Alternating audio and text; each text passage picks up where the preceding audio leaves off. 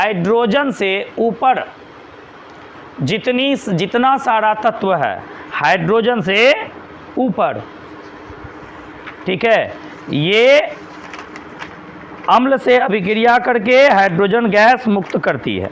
ठीक है, उससे पहले एक बात आप जानिए कि इसमें नीचे से ऊपर हम कहीं यहीं पे मार देते हैं। ठीक है, इसको मिटा दे रहे हैं और यहाँ से ऊपर की ओर निशान मार रहे हैं। ठीक है, नीचे से ऊपर की ओर जाने पर क्रियाशीलता बढ़ती है। ठीक है, नीचे से ऊपर की ओर, जैसे कि गोल्ड के बाद प्लेटिनम है तो प्लेटिनम गोल्ड से ज़्यादा क्रियाशील है, बहुत वीवीआई है। ठीक है, इसको गोल्ड से के ऊपर प्लेटिनम है तो इसका मतलब प्लेटिनम ज़्यादा क्रियाशील है, प्लेटिनम के ऊपर सिल्वर है मतलब सिल्वर इस दोनों से ज़्यादा क्रियाशील है, और सिल्वर के ऊपर मरकरी है तो इसका मतलब मरकरी इस तीनों से ज़्यादा क्रियाशील है, मरकरी के ऊपर कॉपर है तो इसका मतलब चारों से अधिक कॉपर क्रियाशील है, और कॉपर के ऊपर हाइड्रोजन है तो हाइड्रोजन इस पांचों से अधिक क्रियाशील है। और यदि सबसे ऊपर मानिए पोटेशियम है तो समझ लीजिए नीचे में जितना सारा तत्व है सबसे ज़्यादा क्रियाशील पोटेशियम है। ठीक है, ये एक बात हुई। सबसे ज़्यादा क्रियाशील कौन है? पोटेशियम। उससे कम क्रियाशील बेरियम है, उससे कम क्रियाशील कैल्शियम है, उससे कम क्रियाशील सोडियम है, और जैसे जैसे क्रियाशीलता की श्रेणी में आप नीचे आएंगे क्रियाशीलता उसकी घटती जाएगी, उससे कम उससे कम उससे कम उससे कम, इस तरह से। ठीक, हाइड्रोजन के ऊपर जितना तत्व है ये सभी अम्लों से अभिक्रिया करके हाइड्रोजन गैस मुक्त करती है। हाइड्रोजन के ऊपर जितना तत्व आप देख रहे हैं ये सभी अम्ल से अभिक्रिया करती है और वह हाइड्रोजन गैस मुक्त करती है। लेड से लेकर के मैग्नीशियम तक, लेड से लेके मैग्नीशियम तक यह हाइड्रोजन से तीव्र अभिक्रिया करती है, और सोडियम से पोटेशियम तक यह हाइड्रोजन से नहीं अम्ल से तीव्र अभिक्रिया करती है ये, और ये वाला जो भाग है ये अम्ल से मंद अभिक्रिया। एक मिनट, ये आपका बहुत ज़्यादा क्रियाशील है इसीलिए यह अम्ल से तीव्र अभिक्रिया करेगा, और ये आपका उससे कम क्रियाशील है इसलिए ये अम्ल से मंद अभिक्रिया करता है। यह तीव्र अभिक्रिया करता है, यह मंद अभिक्रिया करता है। अम्ल के साथ यह तीव्र अभिक्रिया करेगा, अम्ल के साथ यह मंद अभिक्रिया करेगा, लेकिन हर स्थिति में हाइड्रोजन गैस मुक्त करेगा। ठीक है, ये वाला जो है आपका क्या कहते हैं, जल के साथ अभिक्रिया करेगा तीव्र, जल के साथ भी ये अम्ल के साथ तीव्र अभिक्रिया करेगा और जल के साथ भी तीव्र अभिक्रिया करेगा। ठीक है, और ये आपको जल के साथ मंद अभिक्रिया करता है, यहाँ से नीचे जल के साथ अभिक्रिया नहीं करता। ठीक है, और ये आपको जल के साथ तीव्र अभिक्रिया करता है। ठीक है, ये मंद अभिक्रिया करता है, ये तीव्र अभिक्रिया करता है। ठीक है, हाइड्रोजन के नीचे, ठीक है, जो तत्व है वो ऊपर वाले से कम क्रियाशील है, हाइड्रोजन के ऊपर इससे ज़्यादा क्रियाशील है। ठीक है, और इसमें बड़ी बात ये है कि जो जितना क्रियाशील है वो समझिए वो उतना शक्तिशाली तत्व है। ठीक है, हमेशा अधिक क्रियाशील तत्व जो है वह कम क्रियाशील तत्वों को विस्थापित करके उसका स्थान ग्रहण करने की क्षमता रखता है। ये भी एक बहुत वीवीआई चीज़ है। ठीक है, कि क्रियाशीलता की श्रेणी में जो तत्व अधिक क्रियाशील होते हैं वह कम क्रियाशील तत्वों को क्या करता है, विस्थापित करके उसका स्थान ग्रहण कर लेता है। जैसे कि मान लीजिए Fe लोहा है, ठीक है, प्लस है CuSO4। अब देखिए यहाँ कॉपर है, यहाँ लोहा है। आप क्रियाशीलता की श्रेणी में देख सकते हैं कि लोहा आपका आता है यहाँ पे और कॉपर आता है यहाँ पे। बताइए लोहा ज़्यादा क्रियाशील कि कॉपर क्रियाशील? लोहा ज़्यादा क्रियाशील है, इसीलिए लोहा क्या करेगा, कॉपर को हटा देगा और उसके स्थान पर बैठ जाएगा, FeSO4 प्लस Cu हो जाएगा। इस तरह के अभिक्रिया को एकल विस्थापन अभिक्रिया कहते हैं, क्योंकि इसमें अधिक क्रियाशील तत्व कम क्रियाशील तत्वों को विस्थापित करके उसका स्थान ग्रहण कर लेता है। ये बात थी क्रियाशीलता के श्रेणी की। इसमें 4 बातें याद रखना है। पहला, हाइड्रोजन के ऊपर वाले तत्व अम्लों के साथ अभिक्रिया करके हाइड्रोजन गैस मुक्त करता है। दूसरा, क्या कहते हैं, हाइड्रोजन के ऊपर वाले तत्व जल के साथ अभिक्रिया करता है, ठीक है।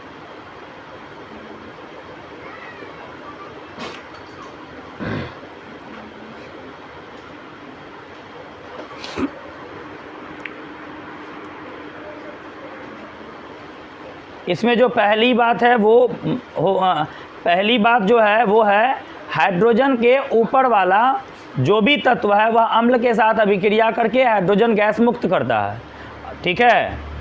और दूसरी बात, ऊपर की तरफ क्रियाशीलता बढ़ती है, नीचे की तरफ क्रियाशीलता घटती है, ठीक है। ये बात हो गई दूसरी बात। तीसरी बात जो इसमें है वो है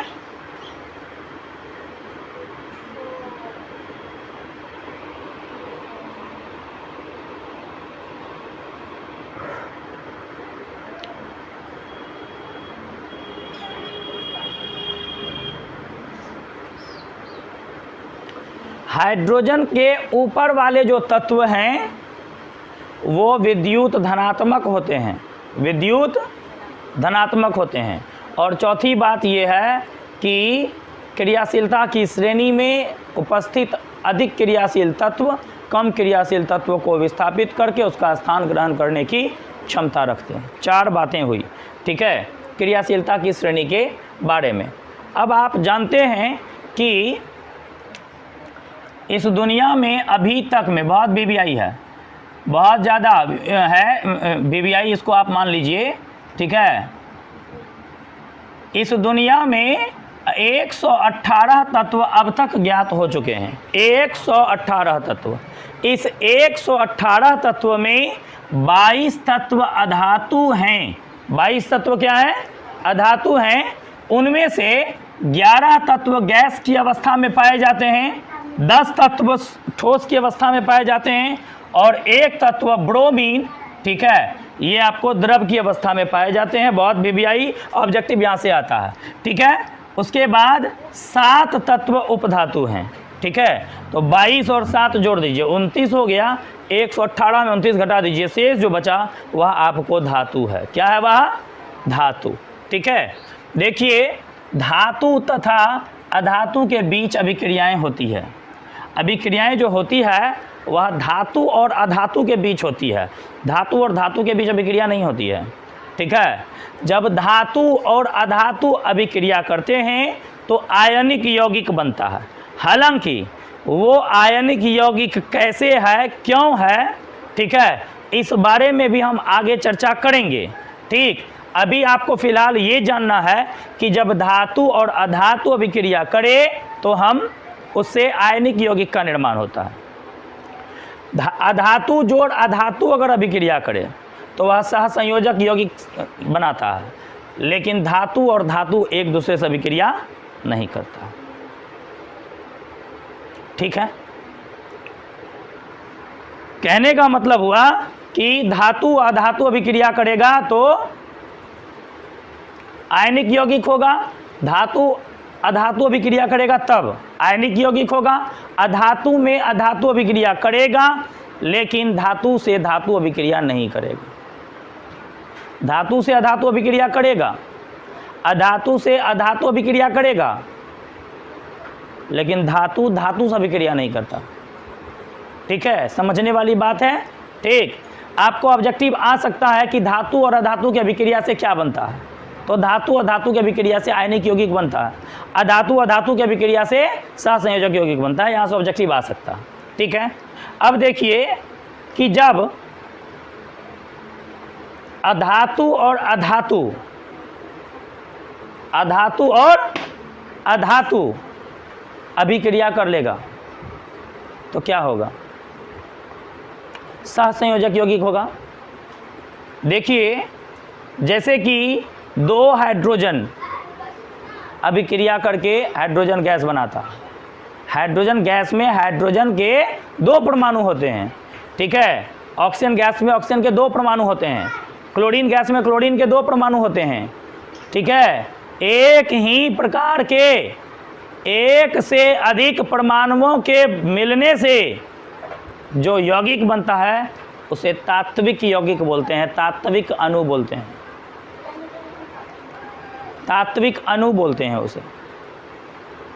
एक ही प्रकार के, देख लीजिए हाइड्रोजन है तो 2 हाइड्रोजने है, सल्फर है तो 8 को सल्फर है, 8 को सल्फर मिलकर के सल्फर S8 होता है। ठीक है,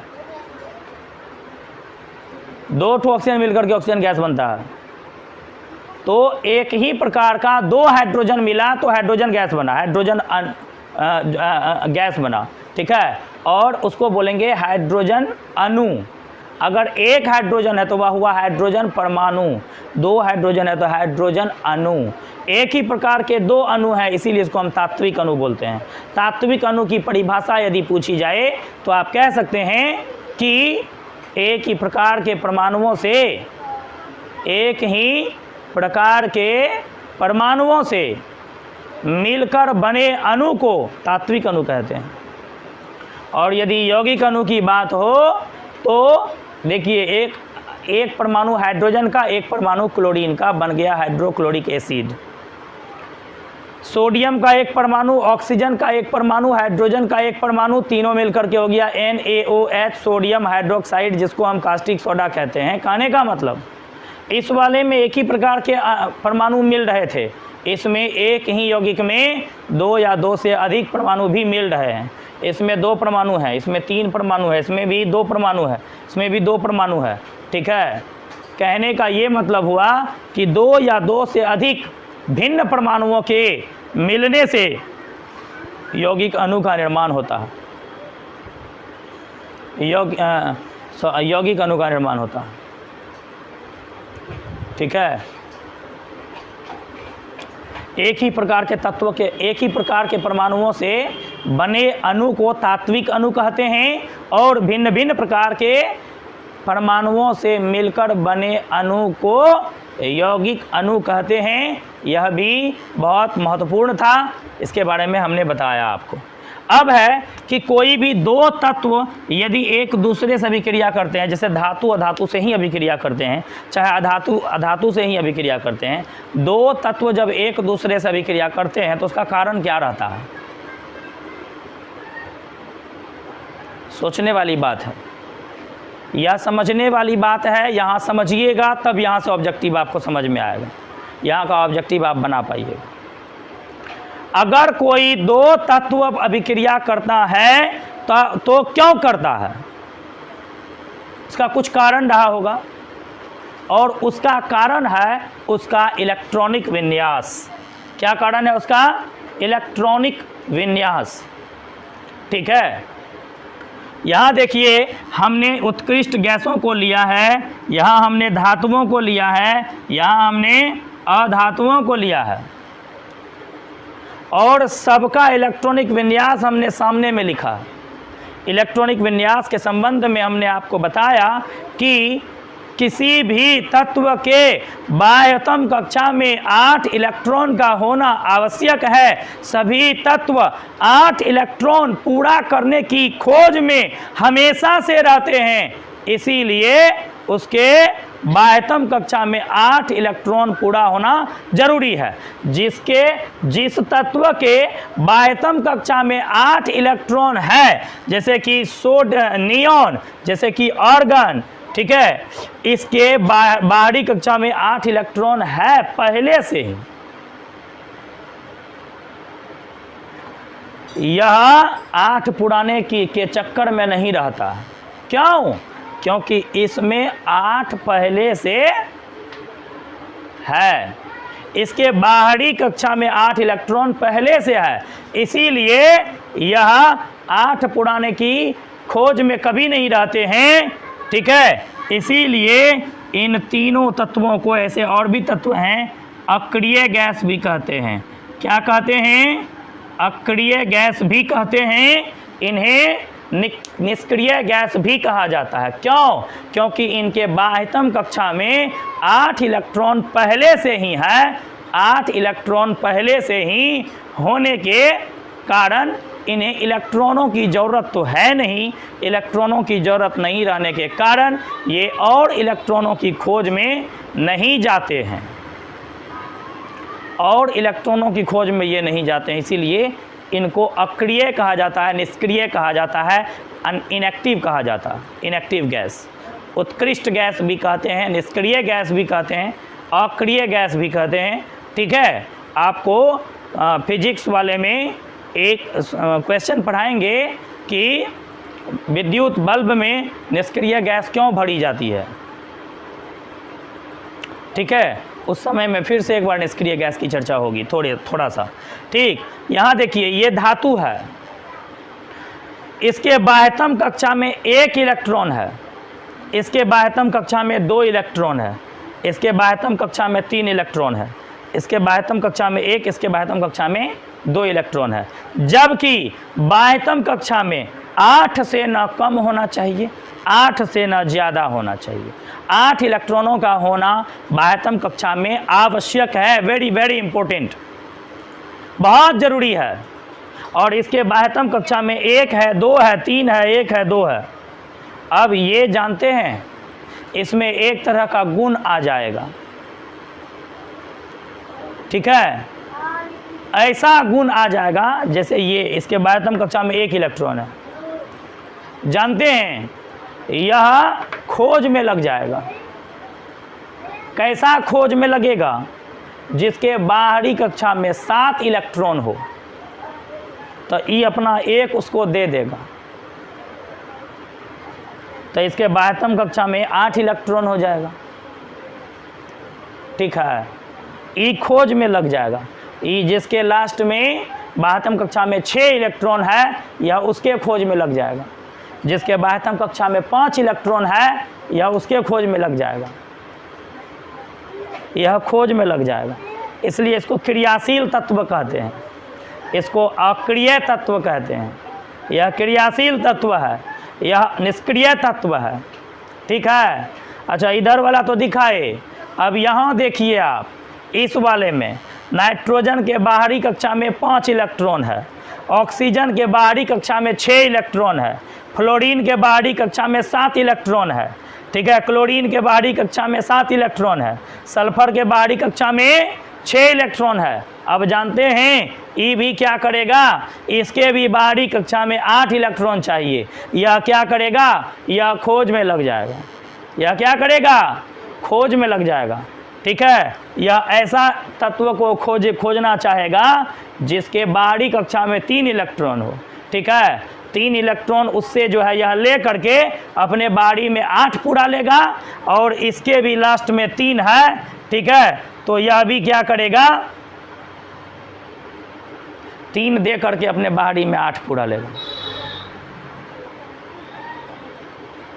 यही खेल होता है रासायनिक यौगिक के बनने में। अब यहाँ पे हमको एक बात समझाना है। ठीक है, कि आयनों का निर्माण कैसे होता है। यहाँ पे एक बात समझाना है हमको कि आयनों का निर्माण कैसे होता है।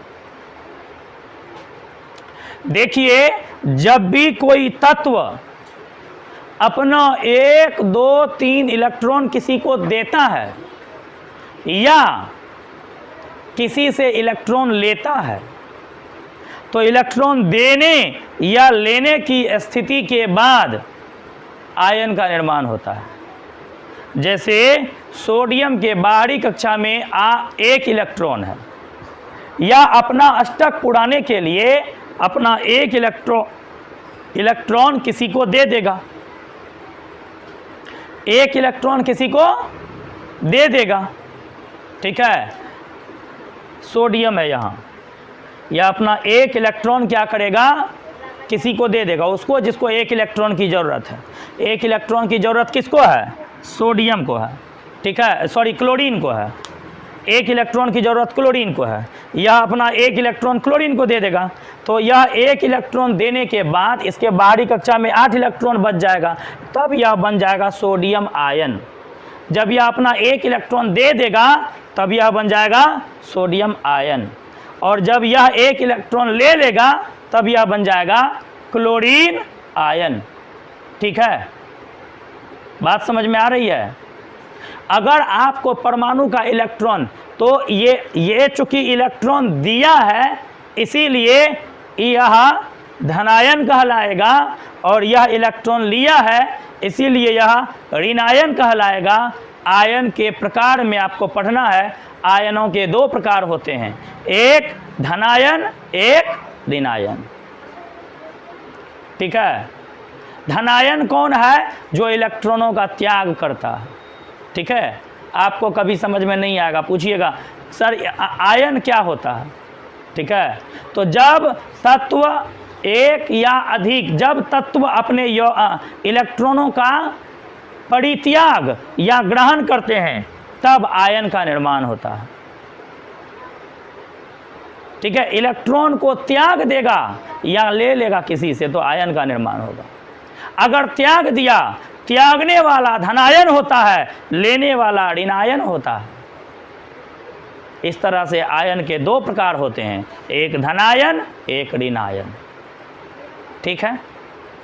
अब देखिए हमको पढ़ना है इलेक्ट्रॉन बिंदु संरचना। क्या पढ़ना है, इलेक्ट्रॉन बिंदु संरचना। इलेक्ट्रॉन बिंदु संरचना में हम लोग उन्हीं इलेक्ट्रॉन को लेते हैं जो कि तत्व के बाह्यतम कक्षा में होता है। जैसे सोडियम के बाह्यतम कक्षा में पीछे देखिए यहाँ पे कितना है, एक इलेक्ट्रॉन है, तो इसका इलेक्ट्रॉन बिंदु संरचना हुआ ये घेरा हुआ है, जो यह NCERT का है, NCERT का सवाल है। उसमें पूछा गया है एक जगह, सोडियम, ऑक्सीजन और मैग्नीशियम का इलेक्ट्रॉन बिंदु संरचना लिखें। आपको यही लिखना है और यह जरूरी है। मैग्नीशियम के बाह्यतम कक्षा में देखिएगा कितना इलेक्ट्रॉन है, 2, तो हम उसका परमाणु इलेक्ट्रॉन बिंदु संरचना ऐसे बनाएंगे। पोटेशियम के बाह्यतम कक्षा में देखिएगा कितना इलेक्ट्रॉन है, 19 होता है, 2 8 10, 9 8 18 1 19, 1 होता है, ठीक है। इसका आपको ऐसे बनेगा। ऑक्सीजन का बाह्यतम कक्षा में कितना इलेक्ट्रॉन होता है, इसका होता है 8, 2 और 6 हो जाएगा। बाह्यतम कक्षा में 6 इलेक्ट्रॉन होता है। ऑक्सीजन यहाँ पर लिखेंगे और इसके बाह्यतम कक्षा में 6 इलेक्ट्रॉन आप ऐसे करके बना सकते हैं। ये हुआ ऑक्सीजन का इलेक्ट्रॉन बिंदु संरचना, ठीक है। सल्फर के बाह्यतम कक्षा में 6 इलेक्ट्रॉन होते हैं, उसके लिए भी आप ऐसे इलेक्ट्रॉन बिंदु संरचना बना सकते हैं। और क्लोरीन के बाह्यतम कक्षा में 7 इलेक्ट्रॉन होते हैं, तो क्लोरीन के बाह्यतम कक्षा में आपको 7 इलेक्ट्रॉन देना पड़ेगा। 7 इलेक्ट्रॉन देखिए इसके बाह्यतम कक्षा में हमने दिया, ठीक है। ये था आपका इलेक्ट्रॉन बिंदु संरचना। क्या था, इलेक्ट्रॉन बिंदु संरचना, ठीक है। इसी तरह से इलेक्ट्रॉन बिंदु संरचना बनाई जाती है और इसमें सोडियम, मैग्नीशियम, ऑक्सीजन का इलेक्ट्रॉन बिंदु संरचना बहुत वीवीआई है। और उसके बाद यहाँ पे सोडियम ऑक्साइड और मैग्नीशियम ऑक्साइड का इलेक्ट्रॉन बिंदु संरचना बहुत वीवीआई है। यह भी NCERT से लिया हुआ सवाल है, यह भी, ठीक है। तो हम इसका इलेक्ट्रॉन बिंदु संरचना बाद में बनाएंगे, पहले आयन का इलेक्ट्रॉन बिंदु संरचना बना लेते हैं। यह जो इलेक्ट्रॉन बिंदु संरचना है यह है तत्व का इलेक्ट्रॉन बिंदु संरचना, और जब यह तत्व अपने इलेक्ट्रॉनों का त्याग करता है, चाहे इलेक्ट्रॉनों को ग्रहण करता है, तब यह आयन बन जाता है। आइए हम देखते हैं कि आयन के इलेक्ट्रॉन बिंदु संरचना, आयन का इलेक्ट्रॉन बिंदु संरचना कैसे बनता है। ठीक, जैसे देखिए क्लोरीन है, ये आयन है, इसके ऊपर में एक माइनस लगा हुआ है, इसका मतलब हुआ कि यह किसी से एक इलेक्ट्रॉन लिया।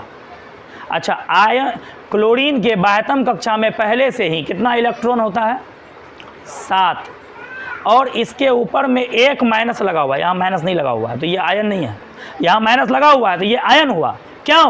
क्योंकि ये किसी से लिया नहीं था, ये कर्जदार हो गया, इसलिए इसके ऊपर में माइनस लगा हुआ। एक माइनस एक इलेक्ट्रॉन लिया है, यहाँ पर 2 माइनस 2 इलेक्ट्रॉन लेगा, यहाँ पर 3 माइनस 3 इलेक्ट्रॉन लेगा। ठीक है, क्लोरीन है, क्लोरीन के बाह्यतम कक्षा में तो 7 इलेक्ट्रॉन पहले से ही था,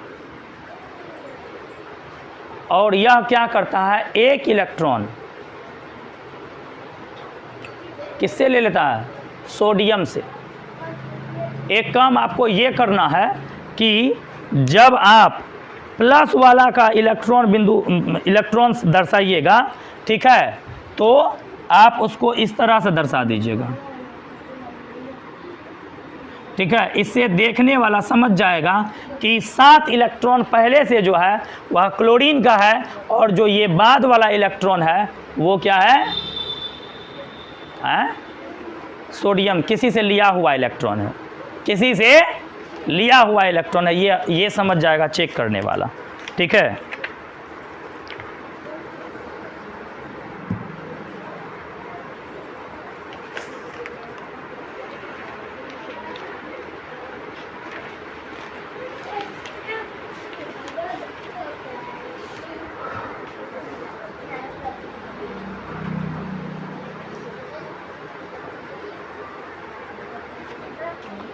ठीक है ना, आप ऐसा कर सकते हैं। अब देखिए ये है ऑक्सीजन, इसके बाह्यतम कक्षा में कितना होता है, 6 इलेक्ट्रॉन पहले से होता है। ऑक्सीजन के बाह्यतम कक्षा में 6 इलेक्ट्रॉन पहले से होता है। ये 2 इलेक्ट्रॉन किसी से ले करके तब आयन का निर्माण करता है। ठीक है, तो यह क्या करेगा, 2 इलेक्ट्रॉन किसी से ले लेगा। ठीक है, 2 इलेक्ट्रॉन यह किसी से क्या करेगा, ले लेगा। ठीक है, तब जा करके यह क्या होगा, ऑक्सीजन आयन बनेगा। ठीक है, जैसे नाइट्रोजन है, नाइट्रोजन के बाह्यतम कक्षा में 5 इलेक्ट्रॉन है। ठीक है, तो यह क्या करेगा, नाइट्रोजन हुआ, इसके बाह्यतम कक्षा में 2 2 4 1 5 इलेक्ट्रॉन है। यह क्या करेगा, 3 इलेक्ट्रॉन किसी से लेगा, तब जा करके यह 3 माइनस होगा। ठीक है, इसको यहाँ लिख देते हैं।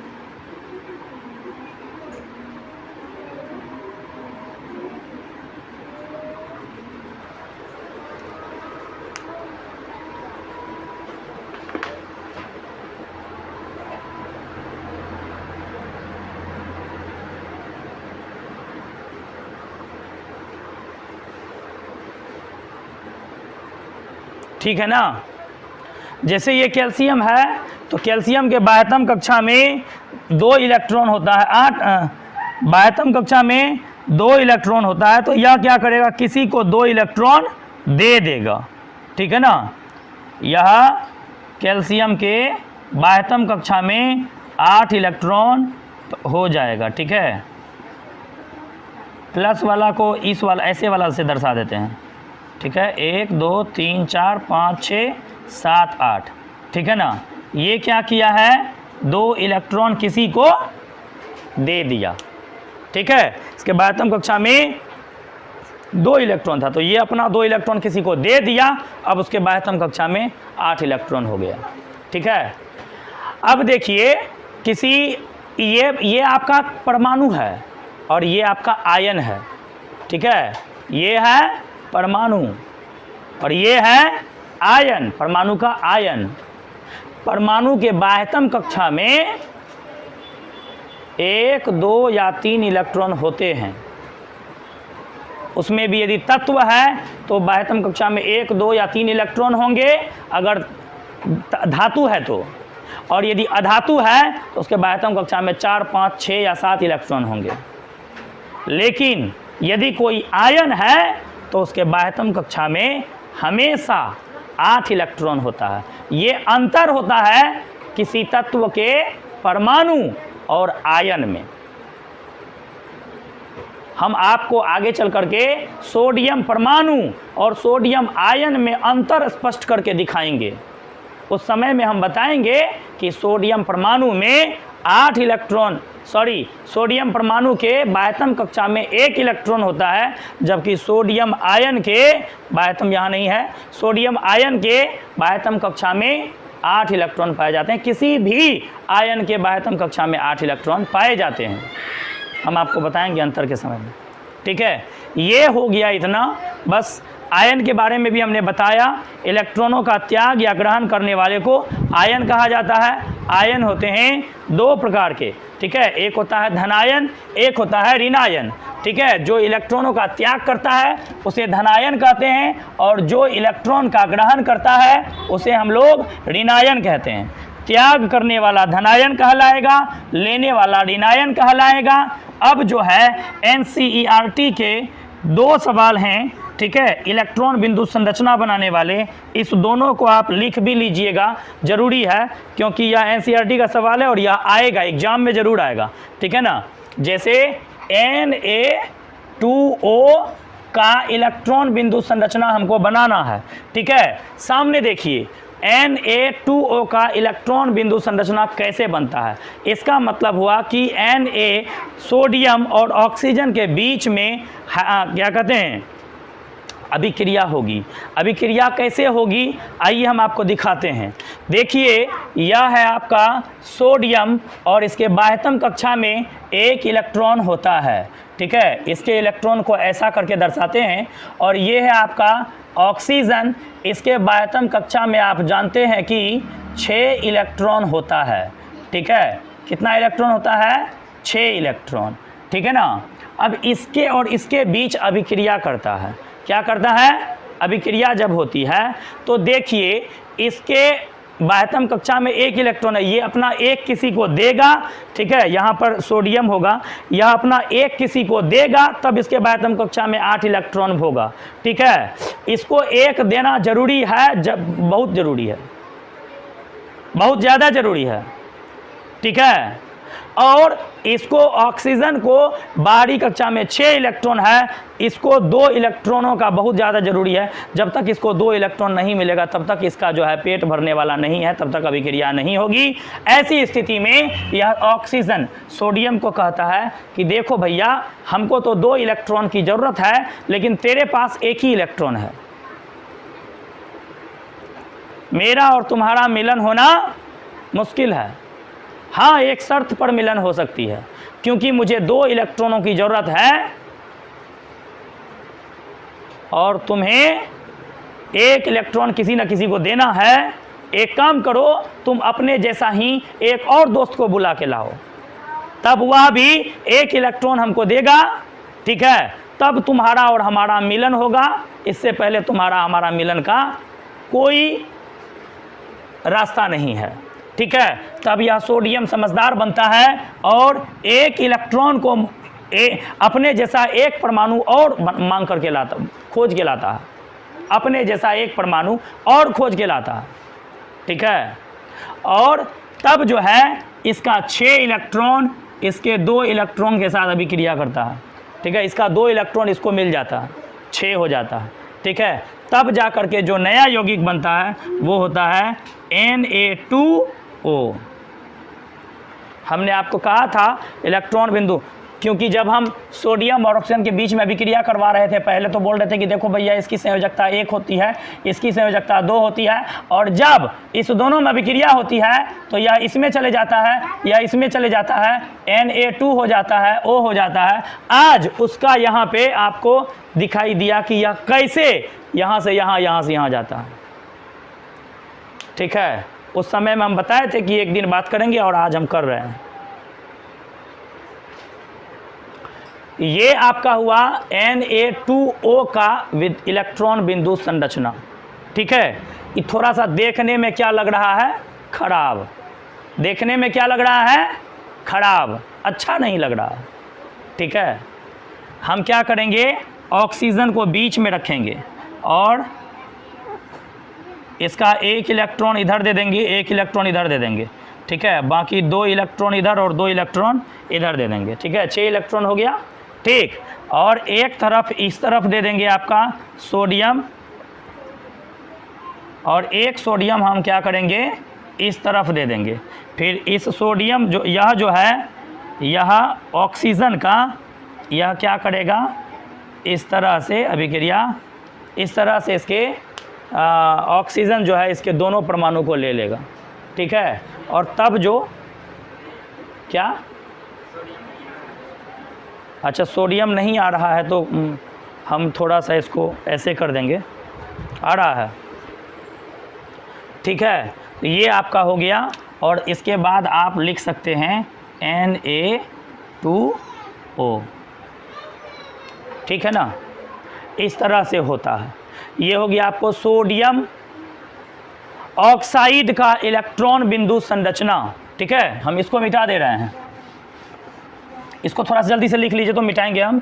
इलेक्ट्रॉन सोडियम ऑक्साइड Na2O का इलेक्ट्रॉन बिंदु संरचना। ठीक है, इलेक्ट्रॉन बिंदु संरचना। ठीक है, बहुत VBI है, और ये NCERT की बात है। ठीक है, उसके बाद इसके बाद हम लोग पढ़ेंगे MgO का इलेक्ट्रॉन बिंदु संरचना। MgO का इलेक्ट्रॉन बिंदु संरचना। ठीक है, MgO का इलेक्ट्रॉन बिंदु संरचना। ठीक है, तो ये हो जाएगा, यहाँ पर आप Mg ले लीजिए। इसके बाह्यतम कक्षा में कितना इलेक्ट्रॉन होता है, 2 इलेक्ट्रॉन होता है। और यहाँ पर ऑक्सीजन ले लीजिए, इसके बाह्यतम कक्षा में 6 इलेक्ट्रॉन होता है। ठीक है, तो यह जब इसको 2 दे देगा तो इसका 8 पुर जाएगा, और जब मैग्नीशियम 2 दे देगा तो इसके भी बाहरी कक्षा में 8 पुर जाएगा। ठीक है, तो इस तरह से ये आपका अभिक्रिया हो जाएगा और बनेगा आपका MgO। ये हो गया आपको मैग्नीशियम ऑक्साइड का इलेक्ट्रॉन बिंदु संरचना। अब हम इसके आगे वाले चैप्टर में पढ़ेंगे कि सोडियम, इसके आगे वाले चैप्टर में हम लोग पहले तो धनायन और ऋणायन की विशेषताओं को पढ़ेंगे। धनायन ऋणायन की विशेषता को पढ़ने के बाद सोडियम परमाणु और सोडियम आयन में अंतर पढ़ेंगे, क्लोरीन परमाणु और क्लोरीन आयन में अंतर पढ़ेंगे। ठीक है, जब ये हो जाएगा तब हम लोग रासायनिक बंधन पढ़ेंगे।